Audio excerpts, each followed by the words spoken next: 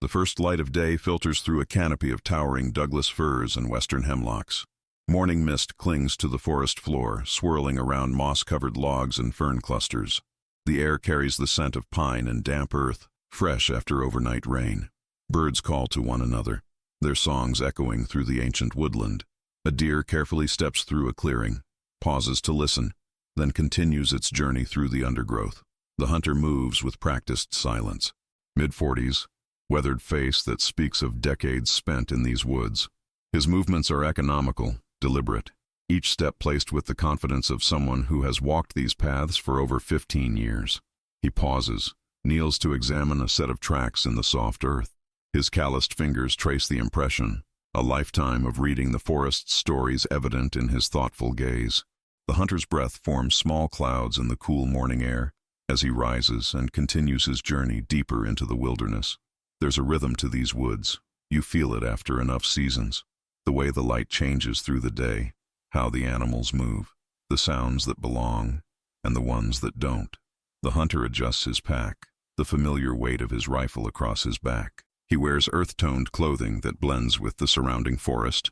Not the bright orange of amateur sportsmen, but the subdued colors of someone who considers these woods an extension of home.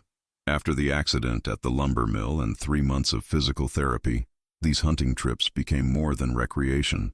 They became necessity, a way to provide, a way to prove I could still contribute. He checks his watch, an old analog timepiece that belonged to his father, then glances at a worn topographical map. His route takes him further from the established trails than he typically ventures, but the deer population has been shifting its patterns lately. The teenager at home doesn't understand why I still do this the old way, says I should use GPS and trail cameras, but there's value in reading the land directly. Technology fails, the forest doesn't. The hunter pauses at a small stream to refill his canteen. As he kneels, he notices something unusual: silence. The bird songs have stopped. The constant background chatter of the forest has given way to an unnatural stillness. He glances around, his body tensing slightly. Even the stream seems quieter than it should be. A light breeze stirs the branches overhead, but no animals rustle in the undergrowth. The hunter's years of experience tell him something is off, though he cannot yet identify what. He caps his canteen and rises slowly, scanning the tree line. Nothing visible, but the silence persists. Even the insects seem to have gone quiet. You learn to listen to that feeling in your gut. When something's not right, your body knows before your mind catches up. The hunter moves more cautiously now, his senses heightened. He notices tracks in the mud, deer that appear to have been running, not their usual careful movement. Further on, he spots a fallen bird's nest, its contents scattered, no sign of predation. The GPS unit in his pocket remains unused. This is a puzzle the hunter wants to solve through observation, not technology. He follows the direction of the disturbed wildlife, curious despite the growing unease in his stomach. The trees begin to thin slightly, revealing a section of the forest that seems different. The undergrowth is less dense here, the trees spaced in a pattern that doesn't quite match the natural growth of the surrounding woodland. 15 years in these woods, and you think you've seen it all.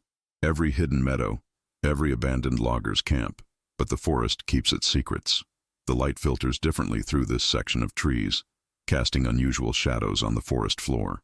The hunter moves forward, drawn by professional curiosity and years of exploring these woods. Something about this area doesn't feel right, doesn't match the patterns he's come to know. As he approaches, he notices subtle differences in the ground cover. Less natural debris, fewer saplings. The forest floor seems almost maintained, though not in any obvious way. Just different. The hunter kneels to examine the soil, finding it oddly compacted in places. His fingers probe the earth, feeling the difference in texture. Years of tracking have taught him to read these subtle signs, though their meaning isn't immediately clear. He stands, turning slowly in a full circle, taking in the surroundings with a tracker's eye. The forest here feels managed, not in the way of park services or timber companies, but something else entirely. In all my years, I've come across old mining equipment, abandoned camps, even a plane wreck from the 70s. But this feels deliberate, hidden. With growing curiosity overriding caution, the hunter moves deeper into the unusual section of forest, each step taking him further from his planned route and closer to what will become the most significant discovery of his life. The hunter follows the strange pattern of compacted earth, moving with increased purpose now. The morning has warmed slightly, but the unnatural silence persists. No birds, no squirrels. Just the occasional sound of his boots on the forest floor and the distant sigh of wind through the canopy. He crests a small rise and pauses, his breath catching in his throat. Before him, the ground slopes down into a shallow depression. At first glance, it might be mistaken for a natural feature, perhaps a sinkhole or erosion from a long-gone stream. But the hunter's experienced eye catches the artificial elements immediately. The depression is too regular, too perfectly oval. And at its center, partially obscured by years of forest growth and deliberate camouflage, is what appears to be a concrete structure. You develop a sense for what belongs in the forest and what doesn't. Nature doesn't create perfect circles or straight lines. This was man-made, purposefully hidden. The hunter approaches cautiously, his heartbeat quickening. He sets his rifle aside, leaning it carefully against a nearby tree, and moves closer to inspect the anomaly. His hands brush away accumulations of leaves and soil, revealing more of the structure beneath. Concrete, cold and gray against the natural browns and greens of the forest floor. Not weathered enough to be from the pioneer era, yet not new enough to be recent construction. The hunter estimates it might be from the mid-20th century, perhaps the Cold War period. His fingers trace the edge of what now appears to be a bunker entrance, buried and concealed for decades. The concrete is solid, military grade from his estimation. This wasn't some weekend survivalist's project. This was government work. My father mentioned government installations in these woods during the Cold War, places where they monitored for Soviet activity or stored emergency supplies. But those were decommissioned, documented. This isn't on any map I've ever seen. The hunter's heart pounds against his ribs as he clears more debris. His throat feels dry, despite the water he drank at the stream. His hands, normally steady even in the most challenging tracking conditions, tremble slightly as they reveal more of the structure. A heavy metal door comes into view, once painted green, now mostly rust-colored with patches of the original paint clinging stubbornly to the surface. A faded insignia, unrecognizable after years of exposure, decorates the upper section. Logic said to walk away, call it in. But 2 decades of tracking doesn't prepare you for the moment you find something truly unexpected. Curiosity takes over. The hunter examines the door mechanism, a heavy handle designed to seal the entrance hermetically. No padlock or external security visible, either removed long ago or never installed. The bunker was secured by its secrecy, by its location deep in protected forest land where few would venture. His hand hesitates over the handle. Years of wilderness experience have taught him caution. Abandoned structures can house anything from black bears to toxic materials, but something compels him forward. A professional tracker's curiosity, perhaps, or something deeper, more primal, the human need to know. With a deep breath, the hunter grips the handle. It resists at first, frozen by rust and time. He applies more pressure, feeling it give slightly. A metallic groan echoes through the silent forest as decades-old mechanisms reluctantly begin to move. The sound sends a nearby crow into flight, its harsh call breaking the unnatural silence that has surrounded him since his approach. The hunter pauses, watching the bird disappear above the canopy, then returns his attention to the door. Another push, this time with his shoulder adding weight to his effort. The door groans again, louder, and begins to swing outward. The hinges protest, but they hold. Decades of engineering excellence ensuring functionality even after abandonment. As the door opens, a rush of stale air escapes from within. The hunter recoils instinctively, covering his nose and mouth with his sleeve. The smell is musty, dank, the accumulated stillness of decades without circulation. But underneath that is something else, something chemical, something wrong. That smell, part chemical preservative, part decay. Not the natural decay of the forest, something else entirely, something that didn't belong. The hunter steps back, waiting for the initial air exchange to complete. His eyes never leave the dark opening, now visible as the door stands partially ajar.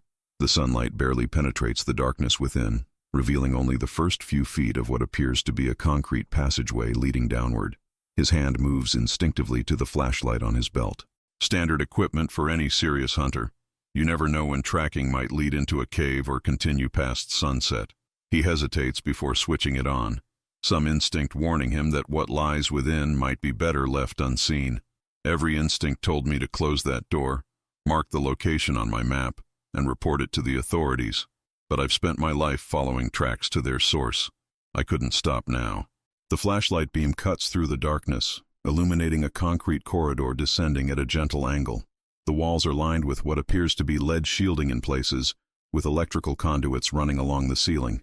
Government construction, without a doubt. Built to last, built to protect or contain. The hunter takes his first tentative step inside, the beam of light revealing more details as he advances. The floor is clear of debris. No animal nests, no evidence of wildlife ever entering this place. Another unnatural element in a forest where every abandoned space is eventually reclaimed by nature. 5 steps in, his flashlight beam catches something reflective. A sign on the wall, its surface still glossy enough to bounce back the light. Faded lettering, military stencil style. The hunter moves closer to read it. Level 3 clearance required beyond this point. Below the text, a faded insignia. Some government department or military division, impossible to identify clearly after so many years. The hunter's breath comes faster now, his heart hammering against his ribs. This is no ordinary bunker, no simple fallout shelter or storage facility. This is something else entirely. As he advances further, the passage opens into a small antechamber. His flashlight reveals a security checkpoint of sorts. A desk, an ancient intercom system mounted on the wall, a rust-spotted mirror that likely concealed an observation window, and beyond that, another door, heavier, more substantial, with a more complex locking mechanism. This inner door stands partially open, as though whoever last left this place departed in haste, not bothering to secure it properly. Or perhaps it was opened later by someone else who found this place before him. The hunter approaches this second door, his flashlight beam revealing glimpses of what lies beyond.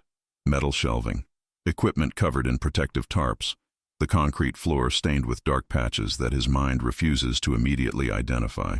Something in me knew I should turn back, that whatever was beyond that second door wasn't meant to be found, but I'd come too far to stop. With one hand holding the flashlight steady and the other reaching out, the hunter pushes the inner door. It swings open more easily than the exterior one, its mechanisms better protected from the elements. The beam of light falls upon what lies within, and the hunter's blood turns to ice in his veins. In all my years in these woods, I've seen death. I've seen animals taken by predators, by disease, by time. I've field-dressed deer and elk. Blood doesn't bother me.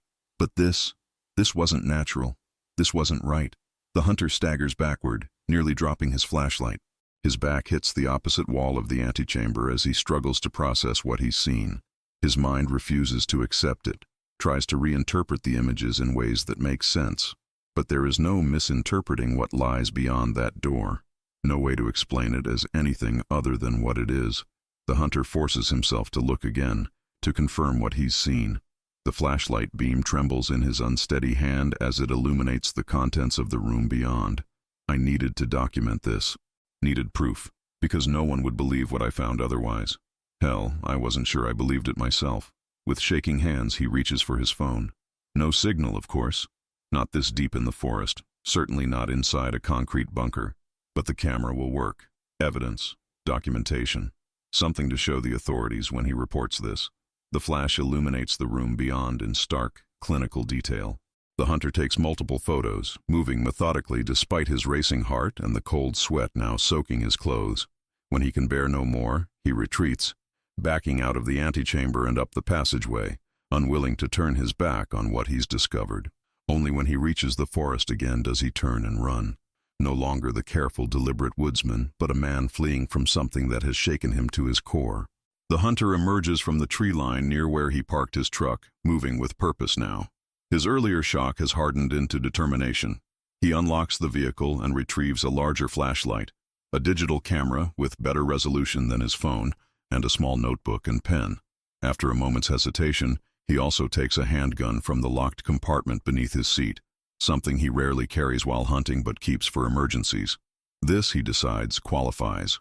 I needed better documentation. Clear photos, notes, measurements, the kind of evidence that couldn't be dismissed or explained away. The hunter checks his watch.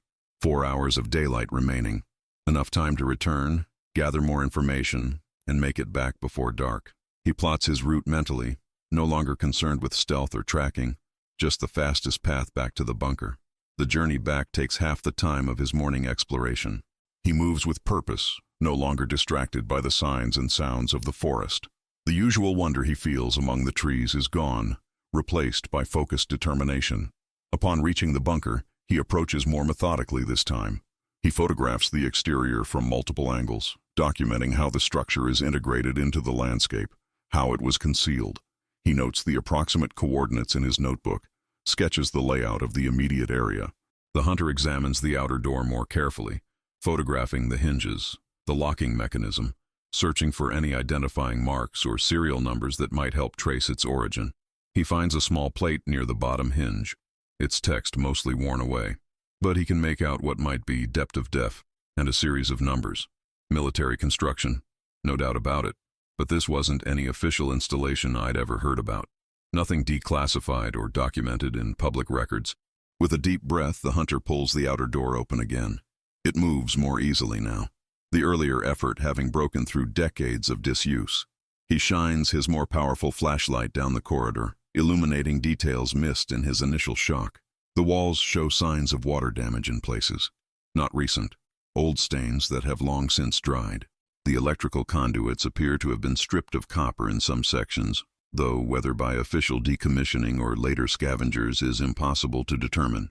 The hunter moves more deliberately this time, photographing everything: the warning sign, the security checkpoint, the stains on the floor that he now recognizes as old blood stains, long since turned brown and flaky. At the inner door, he pauses, steeling himself for what he knows lies beyond. This time, he's prepared. This time, he'll document everything systematically. Whatever happened here, whatever was done here, someone needed to know. Evidence needed to be preserved. The truth needed to come out. The hunter pushes open the inner door again and forces himself to enter the room beyond. His flashlight beam reveals what he'd seen earlier, but now he forces himself to look clinically, professionally. The room is large, perhaps 30 feet square. Metal shelving lines the walls, much of it empty now, but some still holding equipment covered in protective tarps. At the center of the room are several metal tables, the kind found in medical facilities or laboratories. Restraints, that's what they are, he now realizes, are attached to the tables. Heavy duty, designed to hold something that might struggle significantly. The hunter photographs these in detail, his hands steady now despite the implications. Along one wall, a series of large cylindrical tanks stand in a row. Most are empty, their glass fronts cracked or broken entirely, but one remains intact, its contents preserved in some kind of fluid that has turned yellowish with age. The hunter approaches this tank cautiously, his flashlight illuminating what floats within. He forces himself to look directly at it, to document it carefully with his camera.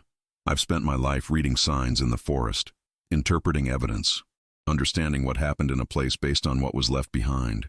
But this was beyond my experience, beyond anyone's. Beyond the main room, a doorway leads to what appears to be an office area. The hunter enters cautiously, finding desks with ancient computer terminals, filing cabinets that hang open, empty, or nearly so. Someone cleared this place out, but they were hasty, careless. In one drawer, the hunter finds a logbook. Its pages are water-damaged, many entries illegible, but some remain clear enough to read. Dates from the late 1970s, clinical entries, references to specimens and subjects, cold, detached language describing procedures that make the hunter's stomach turn. He photographs pages at random, not having time to read everything in detail. Evidence, documentation, something to show the authorities. In another drawer, he finds identification badges, faded photos, names that mean nothing to him. But the insignia on the badges matches what he saw on the exterior door. Government credentials, without a doubt. As daylight begins to fade outside, the hunter knows he needs to leave soon. But before he goes, he makes one final sweep of the facility, looking for anything else that might help explain what this place was, what happened here. In what appears to be a storage closet, he finds a metal case. Unlike most items in the bunker, this seems relatively recent, perhaps from the 1990s rather than the 70s. It's locked, but the mechanism is simple. The hunter uses his knife to pry it open. Inside, a stack of documents, Most are technical specifications that mean little to him, but on top is what appears to be a memorandum. Official letterhead, though the department name has been redacted with black marker. The memo references Project Cerberus and orders the containment and transfer of all remaining specimens following a breach incident. The date on the memo is from 1987. The hunter photographs this document carefully, making sure every word is legible. Evidence. That's what I needed. Something concrete to take to the authorities. Something they couldn't ignore or dismiss. As the light outside begins to fade, the hunter carefully makes his way back to the surface. He secures the bunker door as he found it, concealing the entrance with natural debris, not to hide the evidence but to protect it until the proper authorities can investigate. The journey back to his truck is tense, every forest sound now seeming somehow sinister. The weight of what he's discovered presses down on him, making the familiar woods feel alien and threatening. The hunter parks his truck outside the county sheriff's office. A small, unremarkable building serving a jurisdiction that spans hundreds of square miles of mostly wilderness. The kind of place that deals primarily with hunting violations, domestic disputes, and the occasional drunk driver. He hesitates before entering, checking his digital camera to confirm the photos are clear, the evidence preserved. Then, with a deep breath, he pushes through the door. Inside, a single deputy mans the front desk. Early 30s, clean cut, looking bored with the evening shift. He glances up as the hunter enters. Evening, can I help you? I need to report something I found in the national forest. Something unusual. The deputy's expression doesn't change, but he reaches for a form from a stack beside his computer.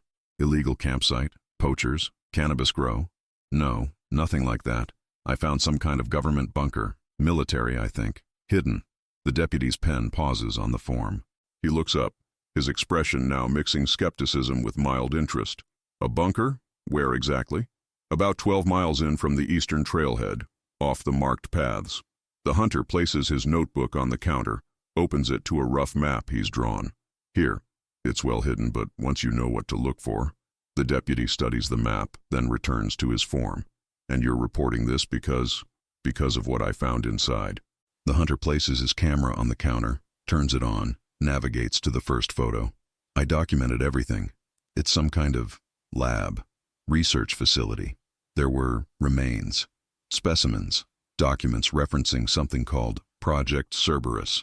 The deputy glances at the photos, his expression shifting from skepticism to confusion, then back to professional neutrality. Sir, this looks like an old storage facility, maybe civil defense from the Cold War era. There were dozens of them put in during the 50s and 60s. No, this was active much later. I found documents from the 80s, and the specimens. He scrolls to more photos, showing the deputy the tanks, the restraints, the logbook entries. Look, I'll file a report. Have someone check it out. But honestly, this sounds like one of those old fallout shelters. Nothing more. The hunter's frustration builds. He expected skepticism, but not outright dismissal. I've hunted these woods for 15 years. I know the difference between a fallout shelter and whatever this is. Something happened there. Something the government wanted to keep secret. The deputy sighs, setting down his pen. Sir, I understand you believe what you're telling me, but I need you to understand something too. I can't dispatch resources based on, well, this. He gestures to the camera, the notebook. I'll file the report. Maybe get someone from Forestry Service to check it out when they're in the area. That's the best I can do. The hunter stares at the deputy, recognizing the bureaucratic brush-off for what it is. He's seen it before when reporting illegal hunting or logging. Low priority. We'll get to it eventually. Don't call us. We'll call you. Fine. File your report. But I'm keeping my evidence, and I'll be following up. The deputy nods, clearly eager to end the conversation. That's your right, sir. Leave your contact information and someone will be in touch if we find anything that warrants further investigation. The hunter provides his details mechanically, knowing full well that further investigation is unlikely to ever materialize. When the formalities are complete, he collects his camera and notebook and heads for the door. Try not to go back there alone, sir. Those old structures can be unstable, dangerous. The hunter doesn't respond. Outside, he sits in his truck, staring at the sheriff's office through the windshield. The dismissal was expected, but still frustrating. But he has options.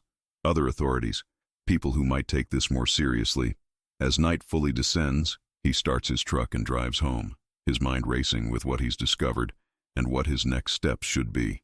One thing is certain, he isn't finished with this investigation, not by a long shot. The hunter sits at his kitchen table, photographs spread before him.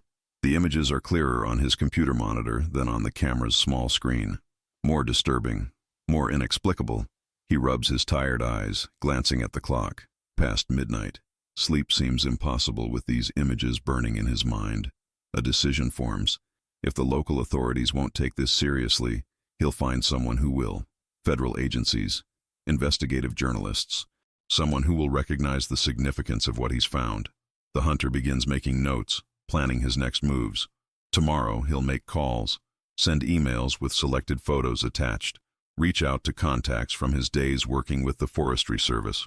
But tonight, as exhaustion finally overtakes him, he secures his evidence. The camera, the notebook, the fragments of documentation he managed to collect in a lockbox. Whatever happens next, he'll be ready. As he finally drifts into uneasy sleep, the hunter's mind returns to that moment when the bunker door first swung open, to that rush of stale air, to the feeling that he'd stumbled upon something never meant to be found, to the certainty that his life would never be the same. A modest brick building serves as the county's main library. Nothing grand, just a practical structure dating back to the 1970s, serving the rural communities scattered throughout the region. The parking lot is nearly empty this early on a weekday. The hunter's truck pulls into a space near the entrance. He sits for a moment, organizing his notes and checking his digital camera before exiting the vehicle.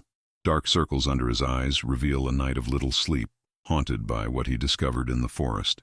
The hunter enters, nodding briefly to the librarian at the front desk, a woman in her 60s who barely looks up from her computer. The library is quiet, only a few patrons scattered among the reading tables and computer stations. He approaches the reference desk where a younger librarian, mid-30s, professional wearing sensible glasses, looks up with practiced customer service attentiveness. "Can I help you find something? I'm researching local history, specifically government installations in the National Forest during the Cold War, military facilities, research stations, anything that might have been classified." The reference librarian's expression shifts subtly, interest mixed with curiosity. "That's somewhat specialized. We have a local history section, but for government installations." She pauses, thinking. "Actually, we digitized a collection of local newspapers going back to the 1950s, and we have some county land records that might mention federal land acquisitions. That would be a good start, and any maps of the area from the 1960s through the 1980s. The reference librarian nods and leads the hunter to a computer terminal. "The newspaper archive is accessible here. For the county records, you'll need to fill out a request form. Some of those haven't been digitized yet." She helps the hunter navigate to the newspaper archive, showing him how to search by date range and keywords. "What exactly are you looking for? I might be able to narrow it down." The hunter hesitates, considering how much to reveal. "Construction projects in the eastern section of the forest. Unusual activity. Maybe stories about restricted areas or unusual government presence. You might want to look up the forest lights incidents from 78 to 82. There was a lot of speculation about classified projects back then." The hunter looks up, surprised by her specific knowledge. "Forest lights? Local folklore mostly. Strange lights in the eastern forest. Unusual military convoys on back roads. My father used to talk about it. He was a logger back then. Said there were areas they were suddenly told were off limits. No explanation given." She points to the screen. "Try searching forest lights or restricted zone with dates from that period." The hunter nods gratefully and begins his search. The reference librarian leaves him to his work, returning occasionally to check his progress or suggest new search terms. The hunter scrolls through digitized newspaper articles from the late 1970s. Headlines about unexplained phenomena in eastern woods, a grainy photo of what might be lights in a night sky over trees, an article about military exercises with quotes from officials providing vague explanations. A small article about 3 hikers who went missing in 1979, later found disoriented with memory loss. The hunter prints several articles, making notes in his small notebook. A new search reveals county commission meeting minutes from 1977, discussing a federal request to restrict access to a section of the forest for essential national security purposes. The language is bureaucratic, the details minimal. The reference librarian returns with a large ledger book and several rolled maps. These just came up from archives, land transfers from the 60s and 70s. And these maps show the county before recent development. Thank you. This is exactly what I needed. My father wasn't the only one who talked about strange things in those woods. If you're really interested in this, you might want to visit the old ranger station on Highway 16. It's been converted to a historical museum of sorts. The former head ranger, he's retired now, volunteers there 3 days a week, Wednesday, Friday, Sunday. The hunter nods, adding this information to his notebook. I appreciate the tip. He spreads out one of the maps, searching for the area where he found the bunker. The map shows different boundaries than modern maps, with a section marked as Federal Reserve Land, Restricted Access. His finger traces the outline. It matches precisely with the area where he made his discovery. In the ledger book, he finds the corresponding entry. Land transferred from county control to federal in 1962. Purpose listed simply as defense requirements. No further details, no record of it ever being transferred back. The hunter photographs these documents with his digital camera, careful not to use flash. As he continues his research, another document catches his attention. A small news article from 1986 about a containment incident at an unspecified federal facility. The article is frustratingly vague, mentioning only that several emergency vehicles were seen heading into the restricted forest area and that officials denied any danger to the public. 3 weeks later, a brief notice announced that the restricted area was being reduced in size, with officials citing changes in security requirements. No connection to the earlier incident was mentioned. The hunter adds these details to his notes, pieces beginning to connect, though the full picture remains elusive. A rustic building sits just off Highway 16, a weathered sign identifying it as Eastern District Ranger Station, Esther 1952. A smaller, newer sign indicates Forest Service Historical Exhibit. 2 cars are parked outside. The hunter parks his truck and approaches the building. It's well maintained despite its age, the kind of practical, sturdy construction favored by government services in the mid-20th century. The interior has been converted into a small museum of Forest Service history. Glass cases display old equipment, uniforms, and photographs, documenting the history of forest management in the region. Behind a small desk sits the retired head ranger, late 70s, still fit, with the weathered face of someone who spent decades outdoors. He looks up as the hunter enters, offering a nod of acknowledgement. Afternoon. Looking for anything in particular or just browsing? I'm researching the history of the Eastern Forest section, specifically a restricted area that was established in the early 60s. The retired ranger's expression changes subtly, a tightening around the eyes, a slight straightening of his posture. That's an odd area of interest. Most folks come here looking for trail recommendations or to see the display on the big wildfire of '64. I found something out there, something that doesn't show up on any current maps. The hunter hesitates, then pulls out his notebook, opening it to a rough sketch of the bunker entrance. A bunker, military grade, hidden. The retired ranger studies the sketch, his face carefully neutral. He glances toward the entrance, then to a back room, before responding in a lowered voice. We should talk in my office. He leads the hunter to a small back room filled with filing cabinets and Forest Service memorabilia, closes the door behind them. That area was designated restricted in '62. We were told it was for military communications equipment. Nothing unusual during the Cold War, but he opens a filing cabinet, rifling through folders until he finds what he's looking for, pulls out a worn file. By the time I became head ranger in '76, things had changed. More activity, different types of vehicles, personnel that clearly weren't standard military. He spread several photographs on the desk, black and white images showing trucks on forest roads, men in what appear to be hazmat suits unloading equipment. A temporary structure being erected over what might be the bunker entrance the hunter discovered. These were taken by one of my rangers in '78. He was supposed to be monitoring for illegal camping. Stumbled onto this instead. Was told in no uncertain terms to forget what he saw and stay out of the area. The hunter examines the photos closely. This is the same location, but these structures, they're not there anymore. They wouldn't be. After the incident in '86, everything changed. They dismantled the above-ground structures, reduced the restricted area, decreased their presence significantly, but they never fully abandoned it. What incident? The retired ranger hesitates, weighing his words carefully. Officially, nothing happened. Unofficially, multiple emergency vehicles, hazmat teams, military police. For 3 days, that whole section was completely locked down. Even we weren't allowed anywhere near it. He pulls out another photograph, this one showing distant lights in the forest at night, and what appears to be helicopter spotlights illuminating an area. One of my rangers took this from a fire watch tower, got himself reassigned to Alaska for his trouble. The hunter takes out his own camera, showing the retired ranger selected images from inside the bunker. The older man's face grows increasingly grim as he views them. So it's still there. All this time I thought they'd have cleared everything out. Do you know what Project Cerberus was? The retired ranger's head snaps up, his eyes suddenly sharp. Where did you hear that name? It was in documents I found inside from the 80s. The retired ranger sinks into his chair, suddenly looking every bit his age. There were rumors, nothing concrete, but after the 86 incident, one of the cleanup crew got drunk at a local bar. Mentioned something about Cerberus subjects escaping containment. He disappeared the next day. Transferred, we were told. He leans forward. Listen to me carefully. Whatever you found out there, whatever you think you know, let it go. Some things stay buried for a reason. The hunter considers this, then slowly shakes his head. I can't do that. Not after what I saw. The retired ranger studies him for a long moment, then sighs. Then be careful. Very careful. Check your vehicle for tracking devices. Use cash, not cards. And don't trust the local authorities. They've been in the pocket of whoever runs that facility since before my time. He hesitates, then reaches into his desk drawer, retrieving a small key. Storage room down the hall, cabinet 3, bottom drawer. There's a sealed box with records I kept privately. Take it. I'm too old for this fight now. The hunter takes the key with a nod of thanks.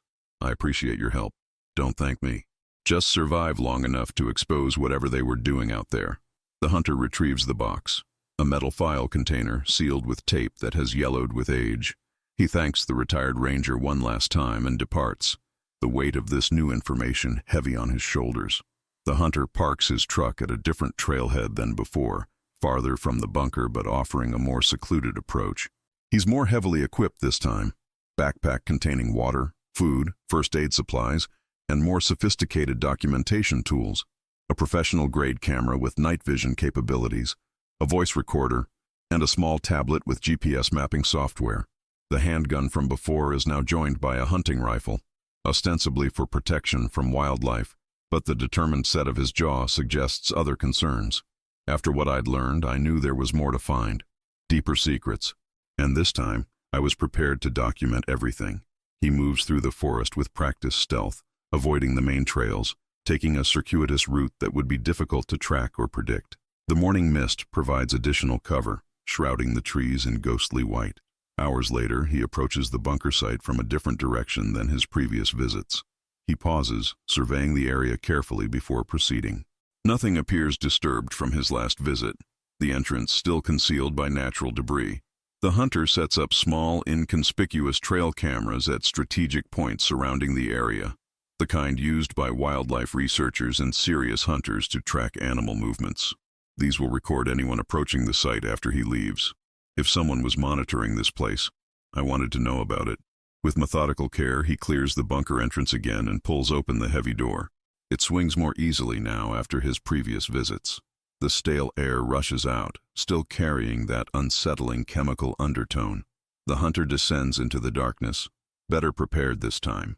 His headlamp illuminates the passage as he moves deeper, documenting everything meticulously with his camera. At the inner security door, he pauses, listening intently. The facility seems as abandoned as before, but something feels different. An awareness, perhaps, that he's no longer exploring an unknown site, but returning to a place with dark significance.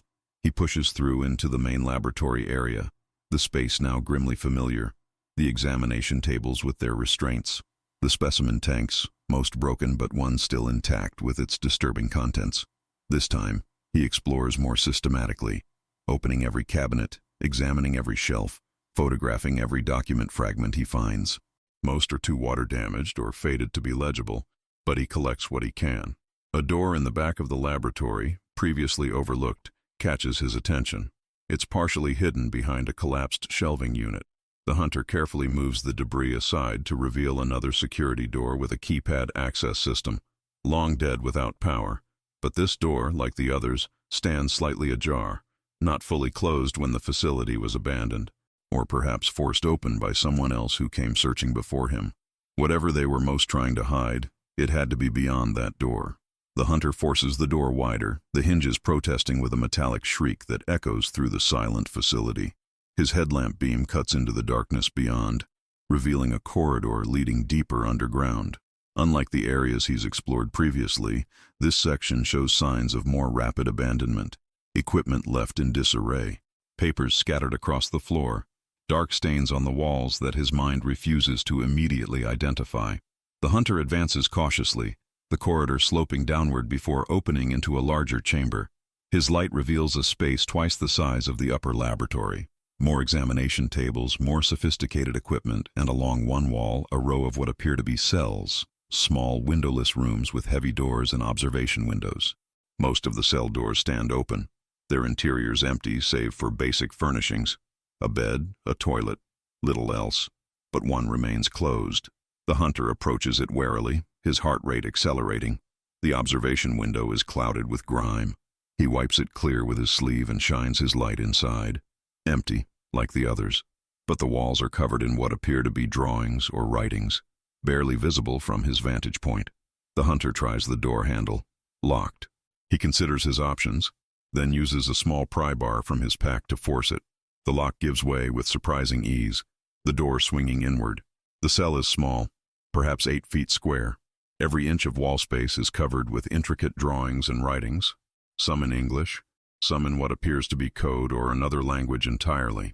The drawings depict creatures that seem part human, part animal, anatomical diagrams, star charts, mathematical formulas. Whoever had been kept in this room, they weren't just test subjects. They were trying to communicate something. The hunter photographs every wall systematically, ensuring nothing is missed. The writings include dates, most from the early 1980s, references to procedures, experiments, observations, and repeated mentions of Cerberus protocol and genetic hybridization. In one corner, partially hidden behind the small bed frame, the hunter discovers a loose panel in the wall. Removing it reveals a small cache, a notebook wrapped in plastic, remarkably well preserved. Inside, more detailed writings and drawings, carefully hidden away by whoever was kept here. The hunter adds this to his collection of evidence, a cold feeling settling in his stomach. This was no ordinary government research. This was something far more disturbing, human experimentation on a scale and of a nature that defied conventional ethics. His exploration continues, revealing additional laboratories, storage rooms, and what appears to be a small medical facility. In one room, he finds more recent evidence, energy bar wrappers with expiration dates from the previous year, fresh batteries, a modern LED flashlight. Someone had been here recently, monitoring, maintaining, ensuring the facility's secrets stayed buried. The hunter documents these findings carefully, adding them to his growing collection of evidence. As he prepares to leave, he places small, inconspicuous motion sensors at key points throughout the facility. Early warning systems should anyone else enter after his departure. The return to the surface is tense, each sound in the abandoned facility now taking on sinister implications. Once outside, he carefully reconceals the entrance, making it appear undisturbed while ensuring his trail cameras have clear sight lines to record any activity. The forest seems different now, no longer simply a wilderness he knows intimately, but a place harboring dark secrets and potentially watching eyes. The hunter uploads his photographs and recordings to his computer, creating multiple backups on external drives. The evidence is mounting, a disturbing picture of classified research, human experimentation, and what appears to be a containment breach followed by a cover-up. He spreads the retired ranger's documents across his table alongside his own findings, looking for connections, for the bigger picture. The notebook from the cell contains the most disturbing material, first-hand accounts of procedures performed on subjects, descriptions of genetic modifications, and references to enhanced capabilities being tested and measured. A sharp knock at the door startles him. The hunter quickly covers the materials, moving to answer with caution, his hand instinctively reaching for the nearby handgun. It's a delivery courier, nothing suspicious, just a package he'd been expecting before his life took this unexpected turn. He signs for it, watching as the courier drives away, suddenly paranoid about ordinary interactions. Returning to his work, something catches his eye. His laptop, which he always leaves in a specific position out of habit, has been moved slightly, almost imperceptibly, but enough for someone with his attention to detail to notice. The hunter freezes, scanning the cabin for other signs of intrusion. Nothing obvious, but the sense of violation is overwhelming. Someone has been here. Someone has seen what he's working on. A more thorough search reveals a small note tucked under his keyboard. Plain white paper, typewritten message. Curiosity has consequences. Final warning. The hunter's blood runs cold. He quickly checks his digital files. They appear untouched, his backups still secure. But the message is clear. He's being watched. His investigation has been noticed. Rather than deterring him, the threat solidifies his resolve. He gathers his most important evidence, securing it in a waterproof container that he hides outside the cabin in a location only he would know to look. Insurance against further intrusion. The hunter returns to the sheriff's office, this time with more concrete evidence and a specific demand to speak with the sheriff, not just a deputy. The sheriff, late 50s, career law enforcement, politically savvy, sits behind his desk, examining the hunter's photographs with a carefully neutral expression. Unlike the dismissive deputy, he gives the appearance of taking the matter seriously, though something in his eyes suggests otherwise. I appreciate you bringing this to my attention, but I'm still not clear on what exactly you believe you've found. A classified research facility, evidence of illegal experimentation, and recent activity suggesting it's still being monitored, possibly still operational on some level. The hunter places the threatening note on the desk. And now, direct threats to stop my investigation. The sheriff picks up the note, studies it briefly. This is concerning, certainly, but also vague. Could be related to anything. Maybe someone unhappy about where you've been hunting. You know that's not what this is about. The sheriff leans back, assessing the hunter carefully. What I know is that these woods have been full of conspiracy theories since the 60s. Everything from alien research to secret weapons testing. None of it substantiated. I have photographs, documents, physical evidence. What you have are pictures of an old bunker, probably civil defense, maybe some forgotten military communication station, and a lot of speculation about what it might have been used for. He slides the photographs back across the desk. If you're genuinely concerned about trespassing or threats, I can assign a deputy to drive by your property more frequently. That's not. I'd also strongly advise against trespassing on federal land, regardless of whether it's currently marked as restricted.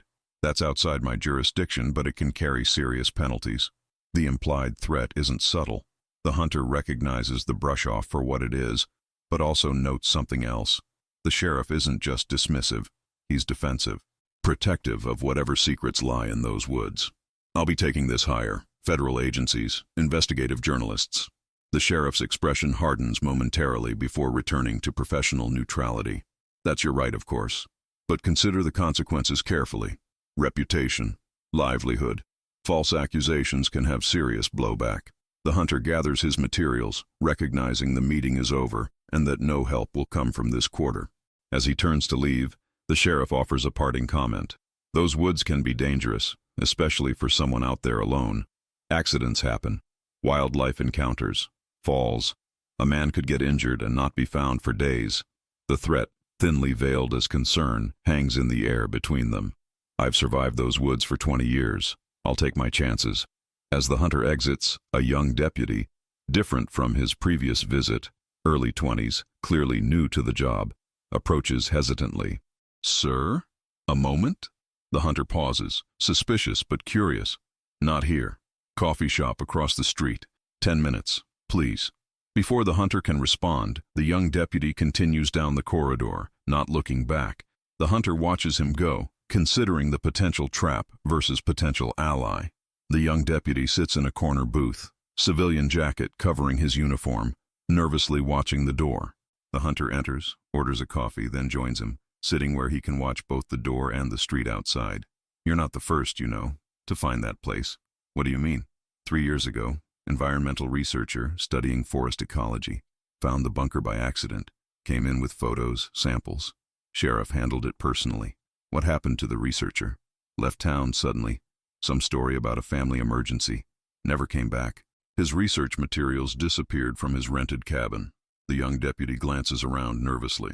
Before that, a hiker in 2018, same thing, and a forestry student in 2015. How do you know this? I file the reports, access the archives. Things get buried, but not completely erased. He slides a small USB drive across the table. Copies of the reports, heavily redacted, but the pattern is clear. People find that place. They report it. They disappear or leave suddenly. The hunter takes the drive, concealing it in his palm. Why are you telling me this?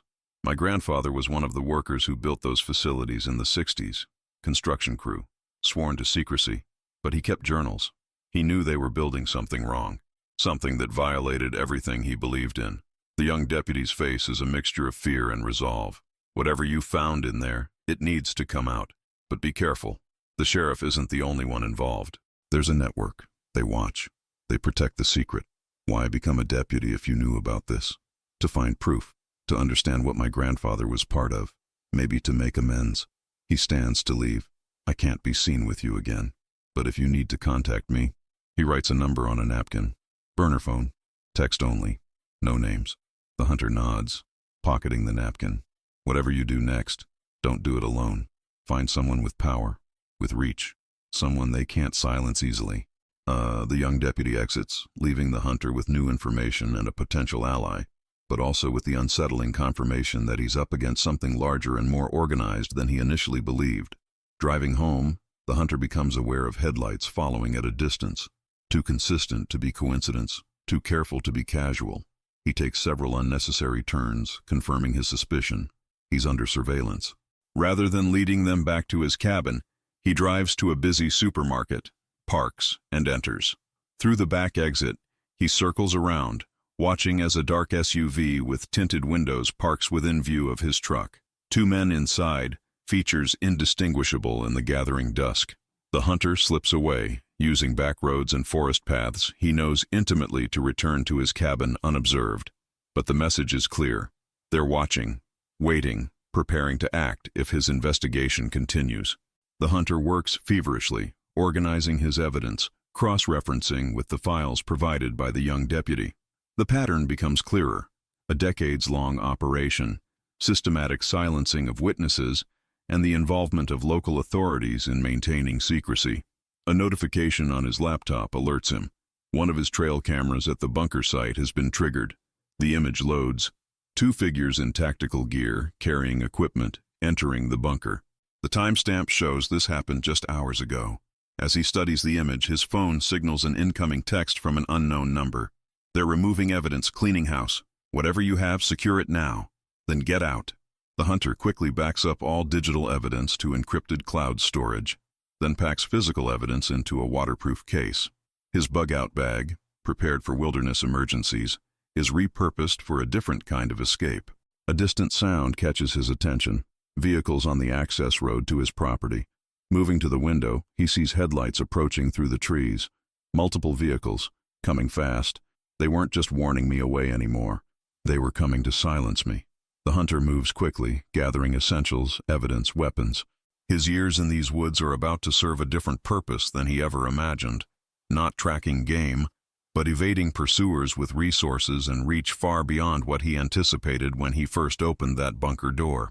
He slips out the back door into the darkness of the forest as the vehicles approach his cabin. The hunter has become the hunted, but unlike their previous victims, he won't disappear quietly. He has evidence. He has allies, however few, and he knows these woods better than they ever could. His mind is already racing ahead to his next move, reaching out to a journalist he knows who works for a national publication, someone with the platform and protection to expose what he's discovered, no matter who tries to keep it buried. Whatever I found in that bunker, whatever Project Cerberus really was, they've kept it secret for decades. But secrets this dark can't stay buried forever. He disappears into the forest, leaving behind the simple life he knew, committed now to exposing the truth regardless of the personal cost. Not the hunter's own cabin. That's too dangerous now.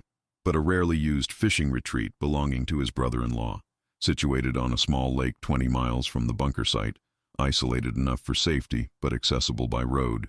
The hunter moves with quiet efficiency inside the cabin, his face showing the strain of 3 days on the move, avoiding the people hunting him while planning his next actions. He's barely slept, surviving on coffee and determination. On a rustic wooden table, he arranges his evidence methodically. Printed photographs, documents from the bunker, the retired ranger's records, the USB drive from the young deputy. Each item is labeled, "Thing from my cabin," computers, notes, the originals of most of my evidence. But they didn't know about my backups, my contingency plans. He opens a laptop, not his own, purchased with cash from a pawn shop 2 counties over. Using a prepaid mobile hotspot for internet access, he creates an encrypted file containing digital copies of all his evidence, uploading it to multiple secure cloud locations. Next, he records a video of himself, speaking directly to the camera. His voice is steady despite his exhaustion, his words carefully chosen. "My name is..." He pauses, shakes his head. "Who I am isn't important. What matters is what I found in the eastern section of the National Forest on October 18th.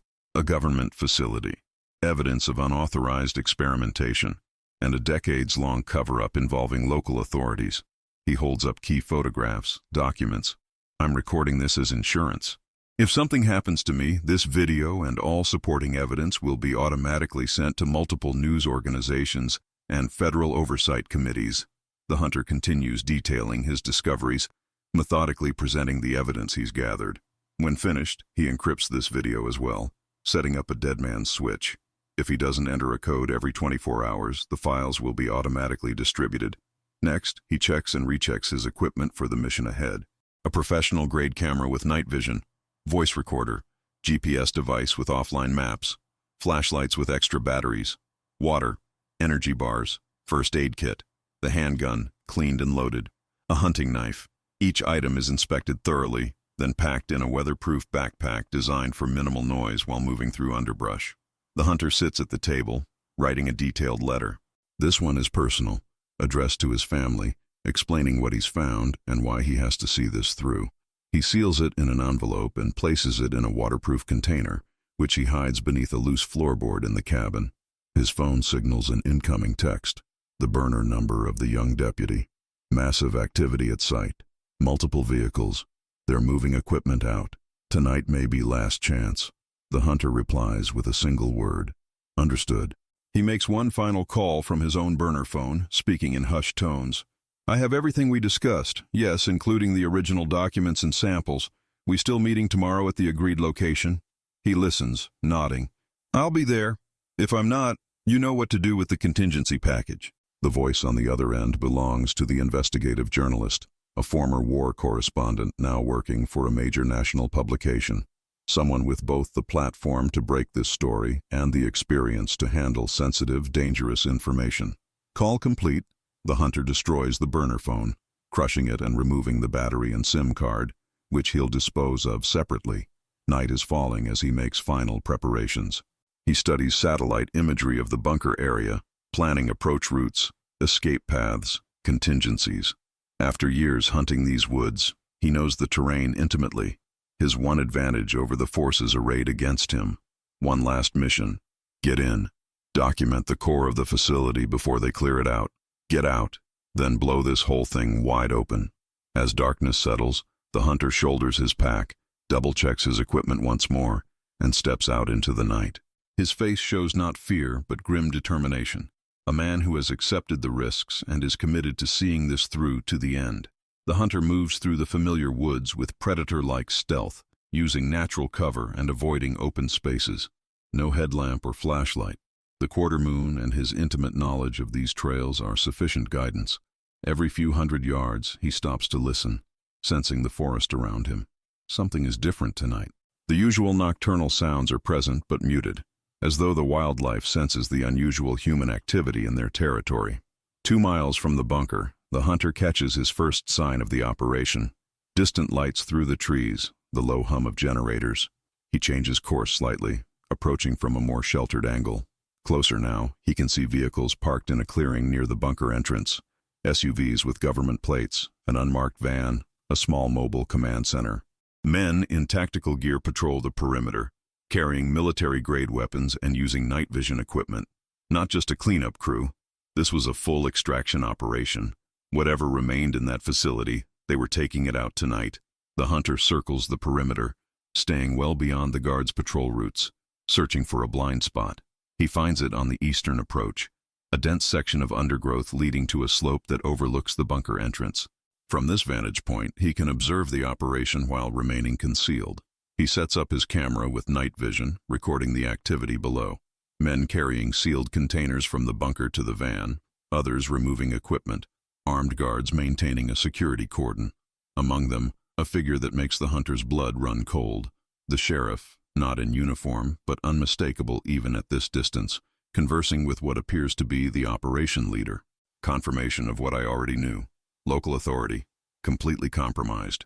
The hunter observes for nearly an hour, documenting personnel, equipment, procedures. This isn't a haphazard cleanup. It's a professional operation with clear protocols and chain of command. Then, an opportunity. The patrols shift, creating a momentary gap in the security perimeter near a secondary entrance. A ventilation shaft he discovered during his last exploration, but hadn't had time to investigate fully. With the main entrance heavily guarded, this might be his only chance to access the facility again. The hunter moves carefully down the slope, using every available cover, timing his movements to coincide with the guards looking away. The ventilation shaft is partly concealed by undergrowth, its access panel showing signs of recent use. The padlock is new, the surrounding dirt disturbed. The hunter examines the lock, then retrieves a small toolkit from his pack. 30 seconds of work, and the lock opens. He removes the access panel silently, revealing a narrow shaft leading downward at a steep angle. Tight, but navigable for someone with his build. The hunter secures his pack, turns on his body camera for continuous recording, and eases himself into the shaft. The descent is uncomfortable, dark, confined, with metal edges threatening to snag clothing or skin. But it provides what he needs most: undetected access to the lower levels of the facility. After 20 feet of careful maneuvering, the shaft opens into a utility corridor, narrow, dimly lit by emergency lighting. The hunter orients himself, recognizing this as part of the lower level he explored previously. Voices echo from down the corridor, personnel still working in the main laboratory areas. The hunter moves in the opposite direction, seeking the deepest part of the facility where the most sensitive operations would logically be housed. A heavy security door blocks his path, but unlike his previous visit, power has been restored to this section. A keypad glows faintly, requiring access credentials he doesn't possess. The hunter studies the door, noting wear patterns around the handle and frame. This door has seen frequent use even during the facility's supposedly abandoned period. Its importance is clear from the multiple security features: keypad, reinforced frame, what appears to be a biometric scanner currently disabled. He can't breach it conventionally, but beside the door is another ventilation access point, smaller but still navigable. The hunter removes this panel as well and enters a maze of ventilation ducts. Moving by touch and instinct, he navigates the cramped space until light filters through a grate below. Positioning himself carefully, he peers down into what appears to be the facility's core, a circular chamber dominated by sophisticated equipment, much of it being disassembled and packed for transport. At the center stands a containment unit, unlike anything he's seen before, a cylindrical chamber with transparent walls, filled with a glowing blue fluid. Surrounding it are monitoring stations, data servers, and what appear to be medical equipment. Personnel in lab coats work methodically, preparing the central unit for transport. Their movements are practiced, efficient. They've done this before. Armed guards stand at all entrances, watching the scientists with expressions of barely concealed unease. Through gaps in the equipment, the hunter glimpses what's inside the containment unit. His breath catches, his heart rate spiking as his mind struggles to process what he's seeing. All the documents, all the evidence I'd gathered, nothing prepared me for the reality. This wasn't just unethical experimentation. This was something else entirely. Inside the fluid floats what can only be described as a hybrid entity, part human, part something else. Humanoid in basic form, but with pronounced anatomical differences. Elongated limbs, enlarged cranium, skin with a texture that appears almost reptilian in patches. The being appears unconscious or suspended in some form of stasis, connected to monitoring equipment via multiple interfaces. The hunter forces himself to document everything, his camera capturing continuous footage despite his shaking hands. This is the evidence he came for, the irrefutable proof of what Project Cerberus truly involved. As he watches, one of the scientists approaches the containment unit with a specialized instrument. A procedure begins, preparation for transport, according to the fragments of conversation the hunter can overhear. Suddenly, something goes wrong. Alarms sound. The fluid in the tank changes color, from blue to an angry red.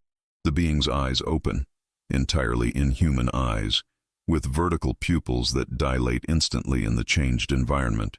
Chaos erupts in the chamber below. Scientists back away from the tank.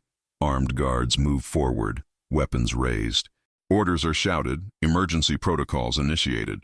The hunter continues recording, transfixed by the unfolding situation, when disaster strikes. The ventilation duct, not designed to support his weight for an extended period, gives way with a loud metallic groan.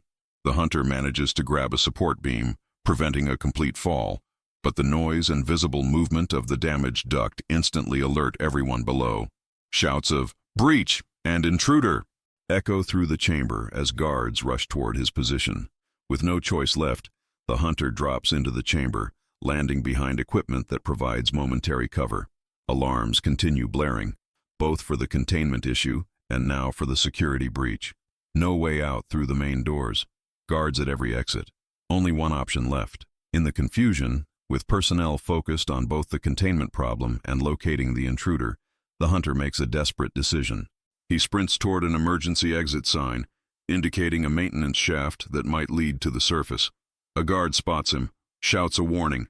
Gunfire erupts, bullets striking equipment near the hunter as he throws himself through the narrow maintenance doorway, slamming it shut behind him. The shaft is steep, designed for emergency evacuation, with metal rungs embedded in the wall.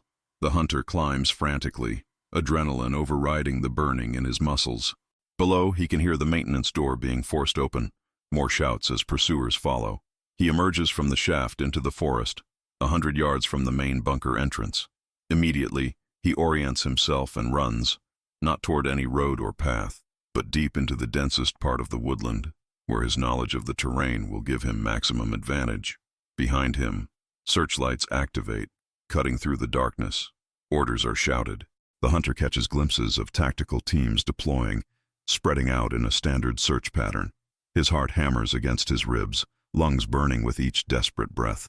Branches whip across his face as he runs, the familiar forest now a blur of shadow and obstacle. But unlike his pursuers, he knows every ridge, every ravine, every deadfall in these woods. The hunter veers sharply west, toward a stream he knows will mask his heat signature from any infrared equipment they might deploy. He splashes through the shallow water for several hundred yards before emerging onto a rocky outcrop that will leave minimal tracks.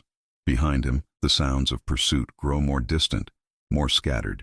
They're searching methodically, but the forest is vast, and he's leading them away from his actual destination. For 2 hours, the hunter plays a deadly game of cat and mouse, using every trick learned from decades of tracking and hunting. False trails, doubling back, using natural features to conceal his movement. Finally, confident he's shaken his pursuers, he makes his way to his contingency extraction point, not the fishing cabin, which might be compromised, but a highway rest stop 10 miles from the bunker site. There, hidden under a specific dumpster, is a waterproof container with clean clothes, a charged prepaid phone, and emergency cash. The hunter changes quickly in the rest stop bathroom, transforming from mud-covered fugitive to ordinary traveler. He uses the prepaid phone to call a rideshare service, which arrives 15 minutes later to pick up what appears to be a tired commuter heading home after a late shift. As the car pulls away, heading toward the nearest city, the hunter finally allows himself to breathe. His pack is intact, the recording equipment untouched, the evidence secured. I'd seen it with my own eyes now. Recorded it. No one could deny the truth anymore. Whatever Project Cerberus created, whatever was in that tank, the world needed to know. A public space in the state capital, open, populated enough to provide safety through visibility, but with sufficient private areas for discreet conversation. The hunter sits on a bench near a small pond, appearing outwardly calm despite his hypervigilance. He watches a woman approach, mid-40s, carrying herself with the confident bearing of someone accustomed to hostile environments. The investigative journalist has built her career exposing corruption and government malfeasance, with the scars and awards to prove it. She sits beside him without greeting, maintaining the appearance of strangers sharing a bench. "You look like hell. Been a long night. You got out clean?" "Clean enough." The hunter pretends to check his phone, using the movement to slide a small external hard drive to the journalist. Everything's there. Photos, video, documents. multiple angles connecting local authorities to the cover-up. The journalist pockets the drive smoothly. And the insurance package? Already distributed to the contacts you provided. If anything happens to either of us, it goes public instantly. What about the specimen? You mentioned on the phone. It's all on the drive, full video. You need to see it to believe it. The journalist studies him, noting the haunted look in his eyes. Bad? Beyond anything I imagined. They've been experimenting with genetic hybridization, creating something not fully human. And based on the records I found, they've been doing it for decades. Jesus. There's more. The facility was active last night, not abandoned, fully operational with government personnel. They were preparing to move everything, including a live specimen. The journalist processes this information, its implications. This goes beyond a historical exposé then. This is current, ongoing operations. Yes, which means they'll fight harder to keep it buried. I have contacts at 3 major networks, plus international outlets. Once I verify and package this, we release simultaneously across all platforms. Too big for anyone to suppress. How long? 48 hours. Maybe 72 for maximum impact. I need to authenticate everything, prepare supporting materials, position this correctly. They're already clearing the site. By the time your story breaks, the evidence you've collected is enough, even if they sanitize the location. The documentation, the video, the historical records, it's a complete package. And I have sources who can confirm unusual government activities in that region going back decades. She stands, preparing to leave. Lie low. Use the safe house I arranged. Don't contact anyone from your previous life until this breaks. And then all hell breaks loose. And you become either a target or a protected witness, depending on how the political winds blow. The journalist departs, leaving the hunter alone on the bench. He remains seated for several minutes, watching for any sign of surveillance or pursuit. Seeing none, he too departs, heading toward the temporary sanctuary arranged by his new ally. The journalist in her office, reviewing the hunter's evidence with increasing shock and determination. Multiple screens showing the video footage from the facility's core chamber. The journalist making secure calls to contacts at major news organizations. Teams of researchers and fact-checkers verifying documents, enhancing imagery. Legal teams reviewing the material, preparing for the inevitable government pushback. The hunter in a nondescript motel room, watching news channels for any hint his story has broken. The journalist presenting the complete package to her editor, who stares at the screens in disbelief. The hunter sits on the edge of a bed in a sparsely furnished room, watching a television mounted on the wall. The journalist sits nearby, both focused intently on the screen as a news anchor appears with a breaking news banner. We interrupt regular programming for this breaking news. Multiple news organizations have simultaneously released what they claim is evidence of a decades-long classified government program conducting unauthorized genetic experimentation in a secret facility in Oregon. The screen shows heavily redacted documents, portions of the hunter's video footage, with the most disturbing elements blurred, and satellite imagery of the bunker location. These allegations, supported by extensive documentation provided by an anonymous whistleblower, include claims of human experimentation, genetic modification, and a systematic cover-up involving local law enforcement. The journalist's phone begins ringing constantly. Colleagues, other news organizations, government officials seeking comment. She silences it, focusing on the moment. It's out. No putting this genie back in the bottle. Will it be enough? Look. She points to the TV, now showing live helicopter footage of the bunker site. Multiple federal vehicles surround the area. A statement from the Department of Justice scrolls across the bottom of the screen, announcing an immediate investigation into the allegations. The Attorney General has announced the formation of a special task force to investigate these claims. FBI teams are already on site at the alleged facility, and subpoenas have been issued to multiple agencies potentially involved. That's a genuine response, not a cover-up. Too much public attention now. Too many eyes watching.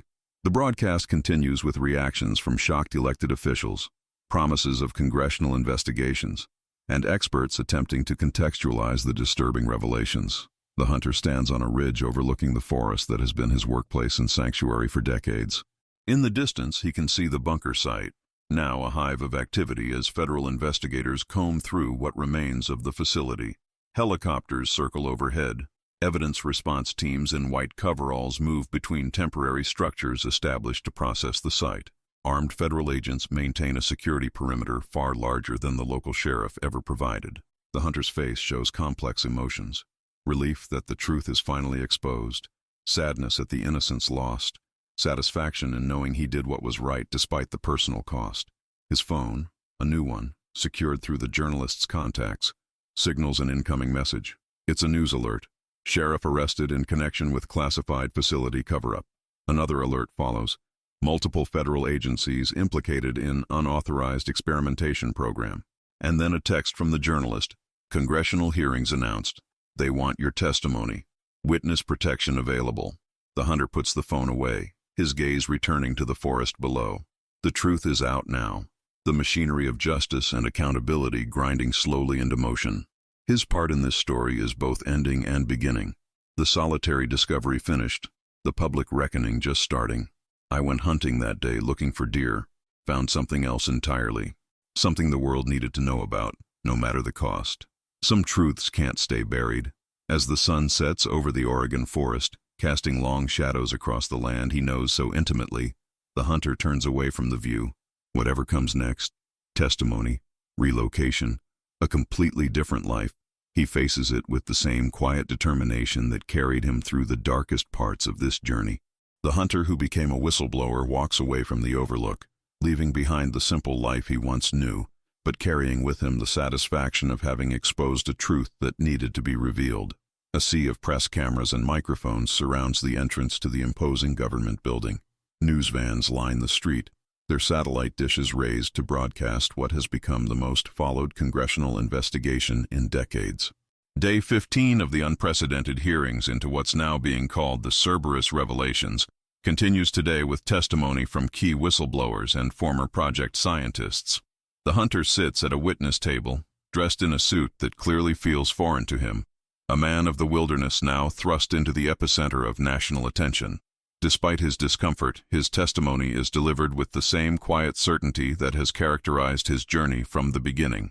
The documents clearly showed that Project Cerberus had been operational since 1962, with 3 major phases corresponding to advancements in genetic science. The committee members, a mix of grave-faced senators and representatives, listen intently. Behind them, the gallery is packed with media, government officials, and families of victims who have been identified during the investigation. And in your estimation, how many subjects were processed through this program? The hunter consults notes provided by the investigation team. Based on the recovered documentation, at least 117 individuals over the 6 decades of operation. Many were listed as transients or volunteers, but evidence suggests most were taken involuntarily or through deception. Murmurs ripple through the gallery. The chairperson calls for order. The chair would like to remind everyone that we have entered into evidence the FBI forensic report confirming that human remains have been recovered from 3 mass grave sites in the vicinity of the facility. The hunter's face remains stoic, but his eyes reflect the weight of what he helped uncover, a horror greater than even he initially realized. Federal agents in FBI jackets excavating sites in the forest, laboratory technicians cataloging evidence in sterile environments, computer screens displaying DNA analysis confirming genetic tampering, the sheriff and several deputies being led away in handcuffs, military personnel in dress uniform facing their own separate hearings, newspaper headlines, Cerberus conspiracy reaches Pentagon, television reports showing high-ranking officials resigning, international news coverage with translations in multiple languages. A specialized containment unit houses what can only be described as the products of Project Cerberus, beings neither fully human nor fully animal, the results of decades of illegal genetic experimentation. Medical teams in specialized protective gear provide care while scientists document the entity's conditions. Most show signs of extreme suffering, both physical and psychological. The genetic modifications were performed without proper understanding of long-term effects. Many won't survive more than a few months, despite our best efforts. And the primary subject? The one from the central containment unit? The scientist leads the official to a separate, more sophisticated chamber. Inside, through reinforced glass, the being from the hunter's final discovery is visible, more alert now, watching them with unnervingly intelligent eyes. Subject Alpha is stable, and demonstrating cognitive abilities far beyond what should be possible given the physical condition. We're still trying to establish communication protocols. The being raises a hand to the glass, a gesture that seems almost like a greeting, or a warning. A town hall meeting is underway, the room packed with local residents. The atmosphere is tense, confused, angry. At the front, federal officials attempt to address concerns. We understand this has deeply affected your community. Many of you had family members in local law enforcement or worked with them closely. The betrayal of trust is substantial. A resident stands, emotional. My brother disappeared in those woods in 1986. The sheriff told us he probably went to California. Are you saying he might have been? The federal coordinator's expression confirms what words cannot. We're establishing a victims identification program. DNA testing is available for anyone who believes they had family members who may have been involved. We encourage you to register at the mobile center we've established. Another resident stands. What about our safety now? If there are things from that program still out there? The containment team has confirmed all research subjects are accounted for. The forest is being thoroughly searched by multiple agencies. There is no ongoing danger to the public. But the uncertain glances among the federal officials tell a different story, one of incomplete information and lingering questions. A major television network is broadcasting a special report on the national impact of the Cerberus revelations. Legislation being fast-tracked through Congress to strengthen oversight of classified research, with particular focus on genetic experimentation. The Cerberus Accountability Act is expected to pass with overwhelming bipartisan support. The screen shows footage of protesters outside military installations and government research facilities across the country. Public trust in government agencies has reached historic lows, with calls for transparent investigations into all classified programs. The President has announced the formation of a special commission comprised of civilian scientists, ethicists, and legal experts to review all government research programs. The broadcast continues with interviews from experts analyzing the long-term implications of these revelations on national security, scientific research, and governmental transparency. The hunter sits by a window, watching the sunrise over unfamiliar mountains. This is not his home in Oregon. Security concerns required relocation to an undisclosed location under federal protection. The cabin is similar in size and style to his original home, an attempt to provide some continuity amidst the upheaval. His phone rings, the special secure line provided by the Federal Protection Team. It's the investigative journalist who helped break the story. The Senate just passed the Accountability Act. House vote tomorrow. It's going to change everything about how these programs operate, if they follow through. Too much public pressure to back down now. Did you see the international response? UN special session. Treaties being rewritten. Your discovery didn't just expose one program, it cracked open the whole system. The hunter absorbs this in silence. The journalist continues. They're announcing the Civilian Oversight Committee appointees tomorrow. The leading geneticist from Stanford is heading it. Real reformer, been fighting for ethical guidelines for decades. Any word on the subjects? A pause on the line. Most have been transferred to a specialized care facility. It's complicated, ethically unprecedented. They're being treated as victims, not specimens, if that helps. The hunter nods, though the journalist can't see him. It's something at least. A recognition of humanity where it was previously denied. An official ceremony is underway on the steps of the Oregon State Capitol. Flags at half-mast honor the victims of Project Cerberus. A modest crowd has gathered. Officials, media, family members of identified victims, and citizens moved by the story. The governor stands at a podium, solemn but determined. Today we recognize not just extraordinary courage in exposing decades of wrongdoing, but the moral clarity that drove one individual to pursue truth despite personal risk and institutional resistance. The hunter stands nearby, uncomfortable in the spotlight but understanding the symbolic importance of this moment.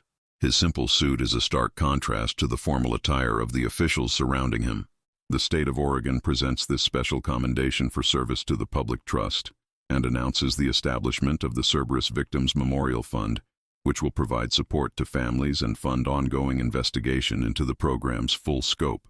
The governor presents a framed commendation. The hunter accepts it with a brief nod, stepping to the microphone reluctantly. This recognition should go to the victims, to the families who never knew what happened to their loved ones, to the young deputy who risked his career to help, to the retired ranger who kept records when others destroyed them. He pauses, gathering himself. I was just someone who stumbled onto something wrong and couldn't walk away from it. That shouldn't be extraordinary. That should be expected of all of us. His simple words carry more weight than the governor's practiced speech. Applause ripples through the crowd, genuine and heartfelt. As the ceremony concludes, family members of victims approach the hunter. No words are necessary. Their expressions of gratitude and grief communicate everything. He shakes hands, accepts tearful embraces, carries the emotional weight of their long-deferred closure. A newly established memorial garden near the state capitol provides a quiet space for reflection. Stone markers bear the names of identified victims, with space left for those still being investigated. The hunter walks alone among the markers, reading names, absorbing the human cost of what he uncovered. The investigative journalist finds him there, respecting his space but offering companionship in this moment. "How are you holding up?" "Still processing. It's different seeing the names. Makes it more real somehow. The families needed this. Someone to remember them. Acknowledge what happened. It doesn't feel like enough. It never could be. But it's something. It's truth." They stand in silence, watching as family members place flowers at the markers of their loved ones. The system failed them. Everyone who should have protected them, local authorities, federal oversight, elected officials, all complicit or looking the other way. Systems fail when people choose comfort over conscience. It took someone outside the system to break the cycle. The hunter contemplates this, his weathered face reflecting both the burden and purpose he's found in this unexpected role. "I keep thinking about that night in the forest. If I'd gone a different direction, if I'd never found that bunker, how many more decades would it have continued?" That's the thing about truth. It needs someone to witness it, to speak it. You were that witness. As they leave the memorial, the hunter notices a small group of protesters at the garden's edge. Their signs demand further investigation, suggesting conspiracy theories that go beyond even what was discovered. The truth has been revealed, but like any powerful revelation, it has spawned both healing and new forms of paranoia. It never really ends, does it? Truth is just the beginning. What happens next? That's the harder part. The hunter moves through familiar woods, but he's not tracking game. His pack contains a camera, notebooks, GPS equipment, the tools of a different kind of hunt now. He's been contracted by a university environmental research program to document the recovery of the forest areas disturbed by the federal investigation. His expertise in these woods, combined with his newly established credibility, has created an unexpected second career. The skills remain the same: observation, tracking, patience, but the purpose has transformed. The forest feels different now. I see it through changed eyes. Every unusual formation, every unexpected silence makes me wonder what else might be hidden here. But I also see resilience, nature reclaiming disturbed ground, life continuing despite what humans have done. He reaches a ridge overlooking what was once the bunker site. The facility has been completely removed, the entrance sealed with concrete, the surrounding area revegetated. Only a small discrete marker indicates the historical significance of the location, not to commemorate the project, but to ensure it isn't forgotten. The hunter takes photographs, makes notes on the ecological recovery, documents the return of wildlife to an area that had long sensed something unnatural in its midst. As he works, he notices subtle signs that he's not alone. Broken twigs that wouldn't be caused by natural wildlife, a pattern of movement at the forest's edge that suggests human observation. He's grown accustomed to this in the past year. Federal agents still monitor the area, and possibly others, with less official purposes. The hunter continues his work, neither acknowledging the watchers nor being deterred by their presence. This is a new normal he's accepted as the cost of his discovery. Later, as afternoon light filters through the canopy, he reaches a small clearing that holds personal significance, the exact spot where he first noticed the unnatural silence that led him to investigate further. He sits on a fallen log, brewing coffee on a small camp stove, a ritual that connects him to his former life. They offered witness protection, a new identity, a complete break from my past. I declined. Whatever risks remain, I couldn't abandon these woods. They're part of me, as much as I'm part of them now. Both of us changed by what happened. As he sits in contemplation, a sound catches his attention, a branch breaking with more weight than a deer would place on it. The hunter doesn't reach for a weapon, doesn't even appear startled. He simply pours a second cup of coffee and places it on the log beside him. After a moment, the young deputy, no longer in uniform, having left the sheriff's department after the revelations, emerges from the trees and accepts the offered cup. "You're still being watched." "I know. Not just by the feds. There are others. People who worked on the project but were never identified. People who benefited from the research." "I know that too." They drink their coffee in silence for a moment. Was it worth it? Everything you've lost? The hunter considers this.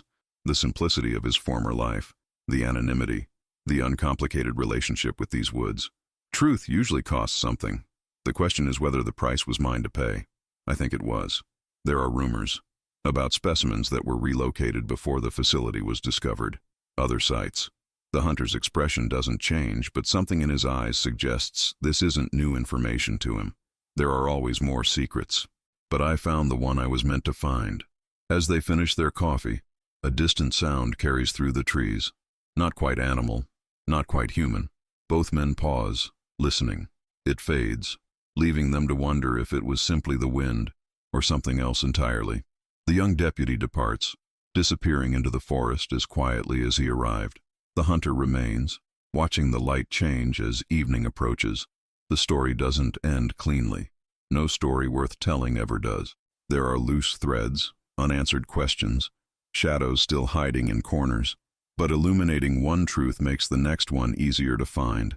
That's how the darkness recedes, one revelation at a time. He packs his equipment, preparing to return to his new cabin before nightfall. As he stands, something catches his eye, a subtle disturbance in the undergrowth that wouldn't be noticeable to anyone without his trained perception. The hunter approaches cautiously, parting the ferns to reveal a small anomaly, a plant species he's never seen before in these woods.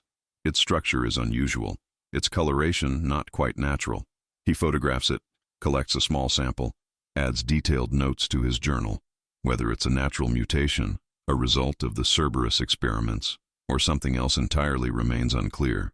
But the hunter's instinct for tracking truth has been reawakened. Some mysteries remain, waiting for the right person to find them. The hunter stands at the eastern trailhead, the same location where his journey began more than a year ago. The morning mist filters through the trees, creating that ethereal quality that first drew him to these woods decades ago. He breathes deeply, taking in the scent of pine and damp earth, unchanged despite everything that has happened here. The forest continues its cycles, indifferent to human revelations and upheavals. I came to these woods looking for sustenance, for connection to something primal and true. I found that truth can be both healing and wounding. It can destroy and rebuild, but without it, we live in shadows of our own making. He adjusts his pack and begins walking the familiar trail, moving with the same careful precision that has defined his life's work. But now his eyes catch different signs, not just animal tracks and weather patterns, but the subtle indicators of human presence, of secrets potentially still waiting to be uncovered. The hunter pauses at a ridge overlooking the vast expanse of forest stretching toward the horizon. The morning sun breaks through the clouds, illuminating patches of woodland in golden light while others remain in shadow. A fitting metaphor for truth itself, never completely revealed, always partially obscured. Some say ignorance is bliss. Maybe for some, it is. But I've seen the cost of buried truths, of secrets kept too long. I choose to see, even when the seeing brings pain, because truth, however terrible, belongs to the light. He continues his journey into the forest, a solitary figure once again at home in the wilderness, but forever changed by what he uncovered within it. Behind him, barely visible through the trees, other figures begin the same journey. Researchers, journalists, curious citizens, all following the path he blazed, seeking their own understanding of what happened here. The hunter doesn't look back. His focus remains forward, alert to whatever the forest might reveal next. We think we're the observers of nature, the trackers, the hunters, but sometimes we're being led, drawn toward revelations waiting to be found. The forest knew what it was showing me. The question was whether I would have the courage to see it. The investigation into Project Cerberus continues. Hundreds of classified documents remain sealed. The full truth may never be known, but one person's courage changed everything. Don't forget to subscribe for more thrilling stories of ordinary people uncovering extraordinary truths.